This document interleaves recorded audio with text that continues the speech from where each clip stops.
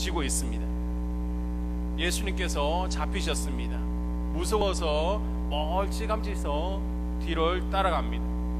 그때 한 여자가 너도 그 편이지 라고 하니까 나는 몰라, 나는 아닌데 라고 얘기를 합니다. 또 도망 나오려고 할 때 또 다른 여자가 저 사람도 예수 당이다 라고 하니까 나는 그 사람 절대 모른다, 저주까지 하면서 3번 부인하는 실수를 저지르게 되었습니다. 하나님의 백성인 우리도 베드로처럼 예수님을 참 잘 따르다가도 때때로 여러 가지 신앙의 위기가 닥쳐올 때가 있습니다. 저는 이것을 베드로적 위기다라고 부르고 싶습니다. 이 시간 우리는 베드로가 왜 신앙의 위기를 겪게 되었는지, 그리고 어떻게 이 신앙의 위기를 극복할 수 있었는지를 살펴보면서 우리가 맞이하는 베드로적 위기를 어떻게 헤쳐나갈 수 있는지 함께 은혜를 나누어 보도록 하겠습니다. 자, 그럼 먼저 베드로가 신앙의 위기를 맞이한 원인을 살펴보겠습니다. 모든 문제에는 원인과 결과가 있죠. 베드로가 주님을 3번씩이나 부인하고 저주하는 신앙의 위기를 맞은 원인을 저는 3가지로 나누어 보았습니다. 그 첫 번째는 베드로가 졸고 있었기 때문에 신앙의 위기를 맞이합니다. 40절 오늘 읽지 않았는데요, 앞에 화면을 보면서 같이 읽어보겠습니다. 40절 시작.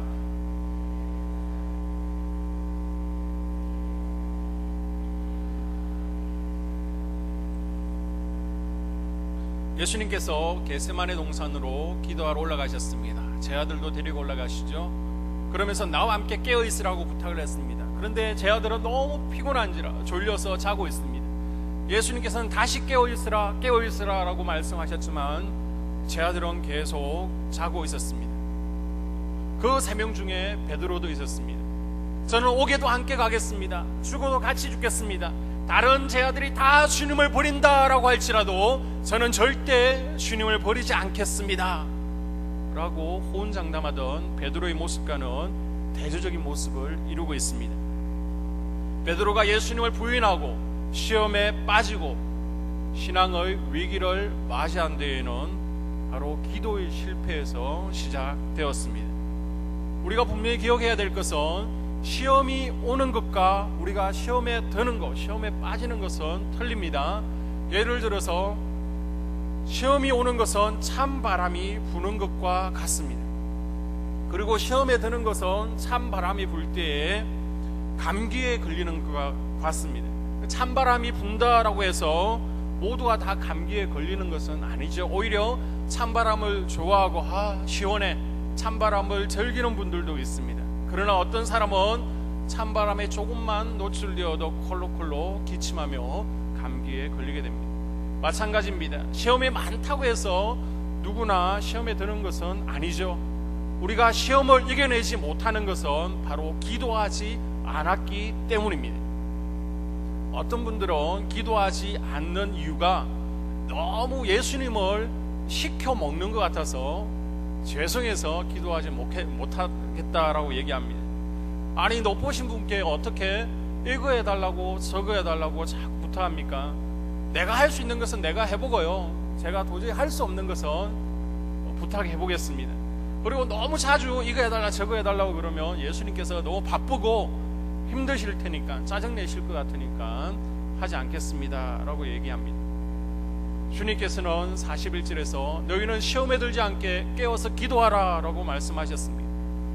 베드로전서 5장 8절에서도 건신하라, 깨어라, 너의 대적 마귀가 우는 사자같이 두루다니며 삼킬 자를 찾고 있다라고 말씀하고 있습니다. 그렇습니다. 기도하지 않고 조는 것은 마귀에게 시험을 제공하는 것이며 마귀에게 틈을 보이는 것입니다. 우리의 기도가 무엇입니까? 기도는 마귀로부터 보호막을 치는 것이다 라고 정의할 수 있습니다. 그러나 기도를 쉬게 되면 보호막이 해제되겠죠. 특별히 마귀는 우리가 기도를 쉬고 있을 때에 우리의 가장 연약한 부분을 공격하게 됩니다. 나의 가장 약점은 무엇인가? 신앙의 아킬레스건은 무엇인가? 어떤 분은 돈에 약하기도 합니다. 또 어떤 분은 자식에게도 약하죠. 어떤 분은 건강에, 또 대인관계에 약합니다. 우리가 시험에 들지 않기 위해서는 이 약점, 약한 부분을 붙들고 항상 깨어있고 기도해야 됩니다. 할렐루야. 기도하면 내게 아무리 불리한 소리가 들린다라고 할지라도 불평하지 않습니다. 원망하지 않습니다. 기도하면 은혜가 넘쳐서 주님께서 아시는데요 라고 하면서 넘길 수 있는 넉넉한 은혜가 생깁니다. 그러나 기도하지 않을 때에는 아무리 주님의 수제자다, 목회자라고 할지라도 이 시험을 이겨내는 것은 쉽지 않습니다. 그래서 마귀는 어떻게 하든 우리가 하나님과 대화하는 것을 막으려고 합니다. 기도의 줄을 끊어버리려고 합니다. 야, 교회는 열심히 다녀, 봉사를 열심히 해, 대신 기도는 피곤하니까 내일부터 해 라고 마귀가 속삭이죠. 무릎으로 사는 그리스도인이라는 베스트셀러가 있습니다. 그 책을 보면 이런 내용이 있습니다. 마귀는 우리가 기도하지 않는다는 조건 하에서 우리들이 하나님의 일에 몰두할 수 있도록 도와줍니다. 하지만 마귀는 우리가 기도에 결핍되어 있는 한, 우리가 아무리 성실히 성경을 연구한다라고 할지라도, 열심히 교회에 충성 봉사한다라고 할지라도 결코 두려워하지 않습니다 라는 내용이 있습니다. 우리가 시간을 정하고 기도하려고 합니다. 그러면 꼭 없었던 약속이 생기죠. 내일부터는 꼭 기도 생활해야지, 교회 가서 기도해야지. 그러면 갑자기 튼튼했는데 아픕니다. 피곤해집니다. 그리고 누군가가 찾아와서 기도를 못하게 합니다. 마귀는 이렇게 아주 교묘하게, 아주 자연스럽게 우리가 기도할 수 없는 환경을 만들어서 우리를 향하신 하나님 뜻이 무엇인지를 분별하지 못하도록 합니다. 그래서 그냥 내 생각대로, 내 뜻대로 행동하고 판단하게 만듭니다. 여러분, 그 결과가 무엇이었습니까? 쓰라린 실패, 실수를 맛보게 되는 것입니다. 사랑하는 목양교회 성도 여러분, 하나님께서는 여러분의 기도를 기다리고 계십니다. 그래서 우리 마음에 자꾸만 감동을 주십니다. 기도해야 되는데, 기도해야 되는데, 기도해야 되는데. 이것은 내 생각이 아닙니다. 성령께서 기도에 대한 거룩한 부담을 주시는 것입니다. 그때 교회가 아니어도 상관없습니다. 정한 시간이 아니라도 상관없습니다. 바로 그 자리에서 이제 기도를 시작할 수 있는 우리 성도님들 될 수 있기를 주님의 이름으로 축복합니다. 여러분 앞을 가로막고 있는 장애물이 있습니까? 여러분이 문제에 직면하게 되면 여러분 무엇을 제일 먼저 하십니까? 이 문제를 어떻게 넘을까? 생각하십니까? 아니면 염려하십니까? 우리에게 필요한 것은 그 문제 앞에서 바로 무릎 꿇고 기도하는 것입니다. 베드로 같은 신앙의 위기를 겪지 않기 위해 정신 차리고 깨어 기도하는, 무릎 꿇는 데 강한 우리 목양교회 모든 성도님들 될 수 있기를 주님의 이름으로 축복합니다. 베드로가 신앙 위기를 맞이한 두 번째 이유는 혈기를 부렸기 때문입니다. 51절에 보십시오. 예수와 함께 있던 자 중 하나가 손을 펴 칼을 빼어 대제사장의 총을 쳐 그 길을 떨어뜨리니. 겟세마네 동산에서 예수님께서 기도를 마치시고 제 아들과 얘기를 나눕니다. 그때 대제사장의 무리가 잡으러 왔습니다. 그때 예수와 함께 있던 자 중 한 명이 칼을 뽑아서 대제사장의 종의 길을 쳤습니다. 이 예수님과 함께 있던 자 중 한 명이 누굽니까? 요한복음 18장 10절에 보니까 베드로라고 말합니다. 그럼 베드로에게 예수님께서는 야, 칼을 쓰면 칼로 망한다, 칼 쓰지 말라라고 말씀하셨습니다. 베드로는 이 위기 상황에서 주님을 보호하는 방법이 자기 성질대로 칼을 휘둘러서 다 죽이는 것이라고 생각했습니다. 그래서 그의 다혈질적인 성격이 발동해서 칼을 휘두르게 되었습니다. 그러나 혈기로 칼을 휘두르는 것은 주님께서 원하시는 충성의 방법이 아니었습니다. 오히려 이렇게 혈기를 부리는 것은 주님의 십자가 사역을 방해하는 것이었습니다. 혈기가 무엇입니까? 혈기는 자기 감정을 통제하지 못할 때 일어나는 심리적인 현상입니다. 다시 말해, 자기가 자기 자신을 억제하지 못할 때 분노하는 것을 말합니다. 우리는 때때로 이 베드로처럼 자신의 솟아오르는 혈기, 분노, 화를 다스리지 못해서 실패하고 상처를 경험한 것, 그 경험이 한 번쯤씩은 다 있었을 것입니다. 여러분, 화를 내는 것은 내 입에서 불을 뿜어내는 것입니다. 화를 내는 것은 상대방에서 불을 뿜어서 다른 사람들을 태우게 됩니다. 그런데 화병은 틀리죠. 화병이라는 용어를 들어보셨을 겁니다. 이 화병은 불을 뿜지 못해서 내 자신이 불타버리는 것입니다. 그런데 혈기나 분노는 내가 불을 뿜어서 상대방을 태우는 거죠. 내가 아니라 상대방. 자, 어떤 게 좋은 방법일까요? 혈기를 부려서 분노해서 다른 사람들을 태워버려야 됩니까? 아니면 그냥 참고 내 자신이 불타버려야 됩니까? 어떤 게 좋은 방법입니까?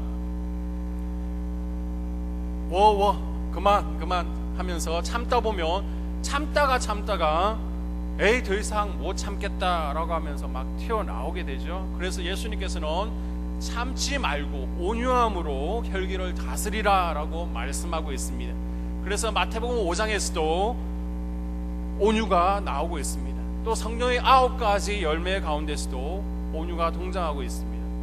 이렇게 예수님께서 말씀하시는 온유, 항상 넉넉한 마음으로 여러분의 마음을 다스릴 줄 아는 목양교회 성도님들 될 수 있기를 주님의 이름으로 부탁드립니다.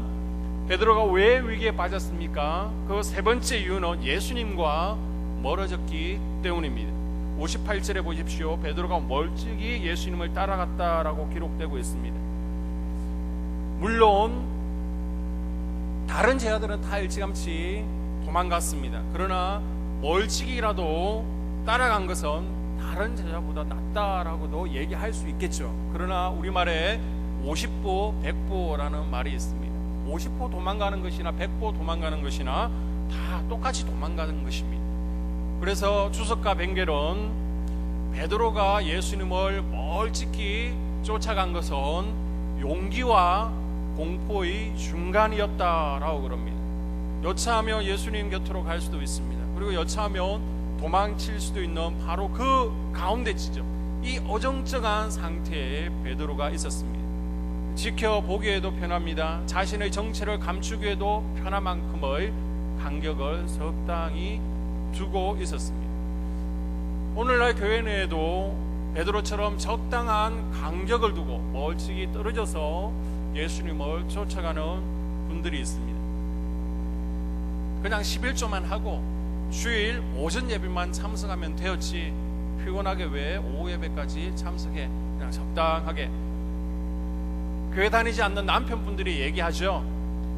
예배는 참석해. 그러나 적당하게. 종교에 너무 깊이 빠지지 마, 미치지는 마 라고 얘기합니다. 직장 가운데서도 내가 교회 다닌다는 것, 기독교인이라는 것이 밝혀지면 좀 직장 생활이 피곤할 것 같으니까, 손해볼 것 같으니까 베드로처럼 자기의 신분을 가리기도 합니다. 예수님께서는 이런 차지도 더럽지도 않은 성도들을 책망하고 계십니다. 주님과 멀어지면 멀어질수록, 교회와 멀어지면 문제가 생길 확률도 높아집니다. 여러분, 꼬무신 거꾸로 신는다는 얘기 참 많이 들어보셨죠? 이 말은 남자가 군대에 가 있을 동안에 여자가 뒤돌아서는 것을 비유적으로 표현한 것입니다. 여러분 주위에도 이런 사례들 많이 보셨을 거고 아마 이 가운데도 그런 분이 계실지 모르겠습니다. 남자가 군대에 가 있는 동안 왜 여자가 돌았습니까? 가까이 있지 않기 때문이죠. 영어 문장 가운데서도 out of sight, out of mind이라는 문장이 있습니다.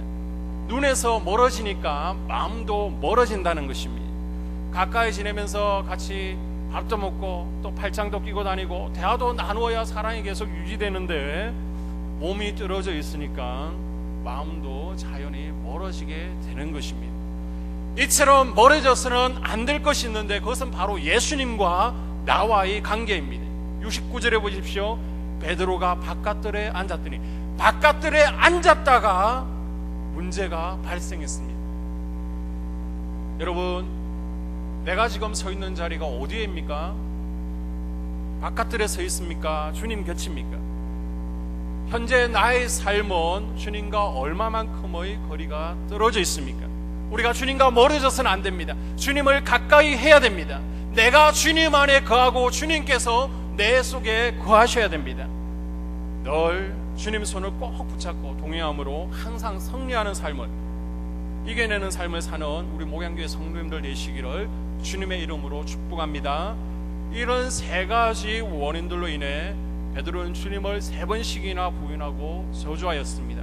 그러나 베드로는 유다처럼 완전히 신앙의 실패자가 된 것이 아니라 위기를 잘 극복하여 위대한 사도가 되었습니다. 그럼 어떻게 베드로가 이런 위기의 상황 속에서 신앙의 위기를 잘 이겨내고 2000년이 지난 지금에도 존경받는 위대한 사도가 될 수 있었을까요? 그 비결이 바로 75절에 나와 있습니다. 우리 75절 한 목소리를 읽습니다. 시작.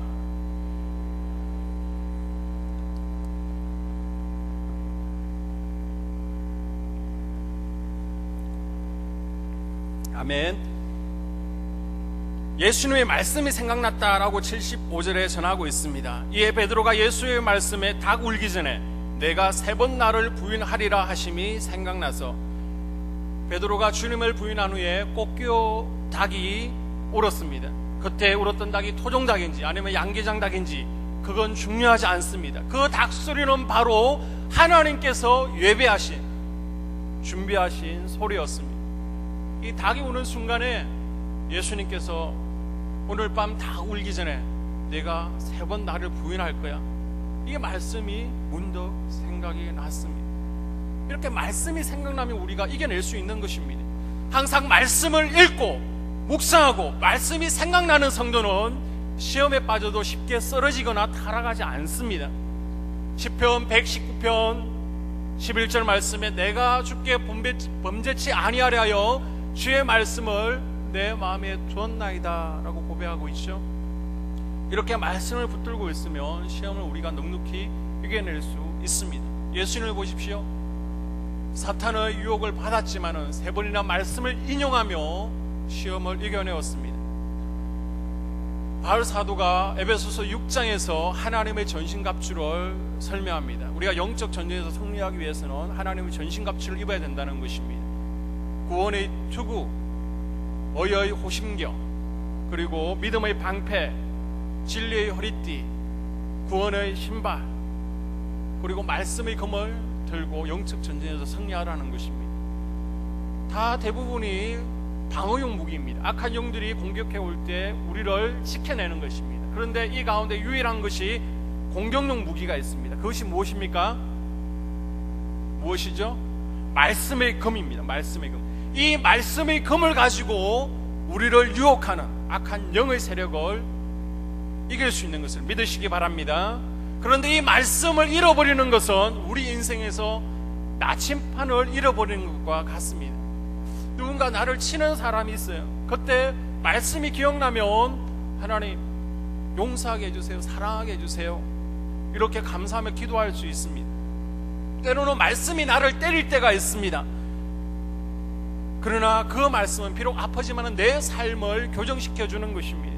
이 말씀을 통해서 나의 모난 인격이 깎아지고 예수님을 점점 닮아가게 되는 것입니다. 말씀은 우리를 거듭나게 하는 능력이 있습니다. 여러분, 배너라는 영화를 아시죠? 원 저자가 뉴 웰리스입니다. 이 뉴 웰리스라는 저자는 철저한 무신론자였습니다. 예수를 믿지 않았습니다.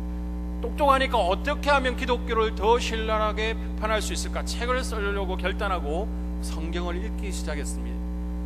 그런데 성경을 읽다가 이 불신자가 그만 성경을 읽다가 은혜 받고 변화되었습니다. 그리고 나서 배너라는 소설을 썼고 이 소설이 유명한 영화가 된 것입니다. 영국의 신사의 나라라고 하지만 처음에는 해적질하는 민족이었습니다. 그러나 성경을 받아들인 후에 그들의 삶이 변해서 신사의 나라가 되었습니다.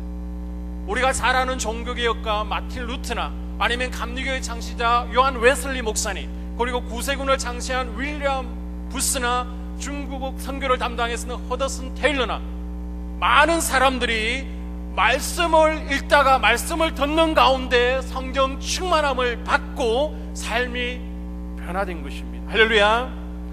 여러분, 믿음이 자라기를 원하십니까? 더 성숙하기를 원하십니까? 언제 우리의 믿음이 자란다고 성경은 말씀합니까? 로마서 10장 17절에 보니까 믿음은 들음에서, 우리가 말씀을 읽고 들을 때에 믿음이 자라고 영적으로 성숙한다라고 말씀하고 있습니다. 여러분, 지금 무엇을 붙들고 있습니까? 여러분, 무엇을 기억하고 있나요? 바라기는 하나님의 말씀을 붙들고 승리할 수 있는 저와 여러분 될 수 있기를 주님의 이름으로 축복합니다. 두 번째, 베드로는 밖으로 나갔습니다. 75절 중반절에 보면 밖에 나가서, 베드로는 대제사장의 집에 앉아있다가 주님을 3번씩이나 부인합니다. 그후로는 예수님의 말씀이 문득 생각나서 밖으로 빨리 나갔습니다. 말씀이 생각나면 그 자리에서 빨리 일어나서 나가야 됩니다. 그 자리는 바로 유혹의 자리이며 죄악의 현장이며 악한 영이 역사하는 현장입니다. 하나님의 말씀을 듣고 나서 그렇구나 깨닫기는 합니다. 죄구나. 그러면 그 자리에서 툭툭 털고 일어서야 되는데 자꾸만 일어서지 않으려고 합니다. 그러면 신앙의 위기를 우리가 이겨낼 수 없는 것입니다. 방 안에 LPG 가스가 가득 차 있습니다. 그럼 어떻게 해야 됩니까? 빨리 방문을 열고 뛰어쳐 나와야 됩니다. 그렇지 않으면 질식에서 죽거나 아니면 뻥 터져서 죽을 것입니다. 제 고향이 경남 진주입니다. 이 고향교회에 한 권사님이 계십니다. 딸이 4, 아들이 2, 6명. 좀 연세가 있으신 권사님이셨는데요, 단독주택에 사셨습니다. 보통 일반적으로 단독주택은 이제 취사용으로 LPG 가스통을 사용하게 되죠. 20kg짜리라고 그럽니까? 마당에 LPG 가스통을 주고 선을 연결해서 부엌에서 이제 취사를 하게 됩니다. 이 막내 아들, 중학교 2학년 정도 되었나요? 그 막내 아들에게 현호야, 가서 마당에 가서 뭐 좀 가져오라 라고 집에서 심부름을, 방에서 심부름을 시켰습니다. 네, 그러면서 나갔는데 갔다 오는데 1분도 안 걸리잖아요. 그런데 오지 않는 겁니다. 그래서 권사님이 어디 갔나 싶어서 나왔더니 마당에 불이 난 거예요. 보니까 LPG 가스통 호스에 불이 붙었습니다. 그 남편 되는 성도님이 교회는 다니시는데 아직 엄주 가무를 즐기시는 분이라 외출하시면서 담배꽁초를 휴유통에 버렸는데 바로 가스통 옆에 있었습니다. 거기서 불이 나서 가스통에 호스에 고무니까 불이 붙어서 화염 방사기처럼 막 불이 새어나오고 있습니다. 무서웠겠죠? 그런데 대한민국 아줌마들은 겁이 없잖아요. 아이를 6이나 낳았는데. 그래서 메인 벌브를 다가가서 잠궜습니다. 다행히 큰 사고를 막았습니다. 그리고 나서 이놈의 자식, 우리 아들 어디 있냐 찾아보니까 도망가고 없는 겁니다. 딱 나와보니까 막 불이 있거든요. 그럼 불이야 라고 한 번만 외치고 가도 되는데 그게 무서워가지고 말이 안 떨어져가지고 뻥 터져서 죽을 것 같으니까 얼른 자기 혼자 도망간 것입니다. 새끼들 키워도 아무 소용없다라고 한탄하셨습니다. 세상에는 2 종류의 밭이 있습니다. 그것은 예수님의 밭과 죄의 밭입니다. 예수님 밖으로 뛰쳐나오면 우리는 마귀의 종이 됩니다. 마귀의 밥이 됩니다. 그러나 죄의 현장에서 죄의 밖으로 뛰쳐나오면 우리는 살 수 있습니다. 요셉을 보십시오. 보디발의 아내가 유혹할 때 요셉은 그 겉옷을 벗어 던지고 도망쳐 나갔습니다. 요셉의 믿음이 시원찮아 도망간 게 아닙니다. 요셉은 유혹은 이기는 것이 아니라 피하는 것이라는 사실을 너무나 잘 알고 있었습니다. 우리도 마찬가지죠. 유혹은 이겨내는 것이 아닙니다. 피해야 됩니다. 술자리가 있습니다. 거기서 이겨내야지. 아닙니다. 고스톱판이 벌어졌습니다. 거기서 이겨내야지. 구경만 해야지. 아닙니다. 피해야 되는 것입니다. 죄는 이길 수 없습니다. 피하십시오. 여러분 가운데 제 가운데서 아직 미련을 버리지 못하고 계신 분들이 있습니까? 바로 지금 이 시간 결단하십시오. 베드로처럼 죄의 현장에서 뛰쳐나오는, 이제 유혹을 피하는 거룩한 하나님의 백성들 될 수 있기를 주님의 이름으로 축복합니다. 세 번째로 베드로는 심히 통곡하였습니다. 75절 마지막에 보십시오. 심히 통곡하니라. 베드로는 대제사장의 집에서 나온 후에 심히 통곡하였습니다. 대부분 학자들이 이 통곡을 얘기할 때 회개 기도였다라고 얘기합니다. 그리고 거의 그날 밤 회개는 베드로를 새롭게 변화시켰습니다. 2000년 전에 예수님이 잡히시던 그날 밤에 그 통곡은 자신의 모든 잘못을 뉘우치는 눈물이었고 고백이었고 결단이었습니다. 전설에 의하면 베드로는 이날 이후로 닭이 울 때마다 벌떡 일어나서 무릎 꿇고 눈물을 흘리면서 자신의 잘못을 뉘우치는 통회의 눈물을 흘렸다라고 전하고 있습니다. 그래서 바로 그 자리, 베드로가 회개의 눈물을 흘렸던 그 자리에는 베드로 통곡교회가 지금 세워져 있습니다. 그리고 십자가 위에 보면 닭을 상징적으로 붙여 놓았습니다. 여기에 베드로의 위대한 신앙이 돋보이죠. 유다와 베드로는 똑같이 주님을 배신하고 떠났습니다. 그러나 유다는 회개하는 대신 죽음을 택했습니다. 그러나 베드로는 회개의 기회를 놓치지 않았습니다. 우리 인간은 연약한 존재입니다. 죄의 세력에 노출되어서 언제든지 우리는 죄를 범할 수 있습니다. 누구든지 실수를 할 수 있습니다. 그러나 중요한 것은 베드로처럼 자신의 잘못을 뉘우치고 회개하고 주님께로 돌아오는 것입니다. 할렐루야. 여러분, 회개가 무엇입니까? 많은 사람들이 회개를 생각할 때 내가 왜 이런 짓을 했지? 내가 왜 이러지? 후회하고 주님 용서해 주세요 라고 하는 것이 회개라고 생각합니다. 그런데 신약에서는 회개의 단어를 정의할 때 마음을 바꾸는 것, 결단이 회개라고 정의를 하고 있습니다. 그리고 구약에서는 가던 길을 돌이켜서 돌아오는 것, 그것이 회개다라고 정의를 하고 있습니다. 많은 사람들이 죄를 범하죠. 그리고 가슴을 치면서 후회를 합니다. 내가 다시는 이 죄를 범치 아니하리라. 그런데 또 범하게 됩니다. 가던 길을 돌아서고 또 가고 또 돌아서고 자꾸 뒤돌아보고, 이것은 진정한 회개가 아니라고 구약은 증거하고 있습니다. 베드로의 회개는 결단이었고 또 행동의 변화였습니다. 오늘도 닭이 우는 소리가 우리를 향해서 들려오고 있습니다. 말씀을 통해서도 들려옵니다. 환경을 통해서도 들려오죠.